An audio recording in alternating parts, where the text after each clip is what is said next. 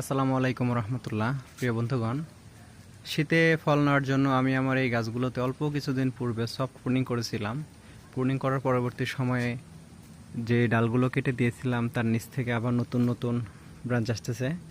এইগুলো আমি মাথা কেটে কেটে ঝাঁকড়া করার চেষ্টা করতেছি। পাশাপাশি যখন নতুন কুশি আসে ঠিক এইভাবে আমি কিন্তু নিয়মিত মাকড়নাশকটা স্প্রে করি।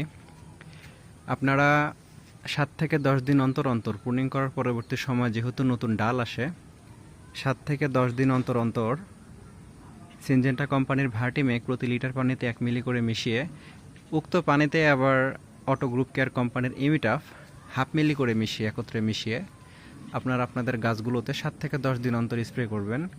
বিশেষ করে যখন কচি পাতা আসবে, নতুন ডালপালা ফুটতে শুরু করবে প্রুনিং পরবর্তী সময়ে, তখন মাকড়নাশক দিতে অবহেলা করা যাবে না। যদি অবহেলা করেন তাহলে পাতাগুলো কুকড়িয়ে যাবে। দেখেন আমার গাছগুলোর পাতা কতটা সতেজ, যেই ডালে হাত দেই না কেন কোনো প্রকার মাকড় আক্রমণ করেনি। আর যারা প্রুনিং করতে চান, প্রুনিং করার দিন অথবা পরের দিন যে কোনো একটা ছত্রাকনাশক গাছে স্প্রে করে দিবেন, তাহলে আপনাদের গাছগুলোতে ডাইব্যাক আক্রমণ করবে না। সবথেকে ভালো কাজ করে হচ্ছে কপার অক্সিক্লোরাইড জাতীয় ছত্রাকনাশক ডাইব্যাকের জন্য।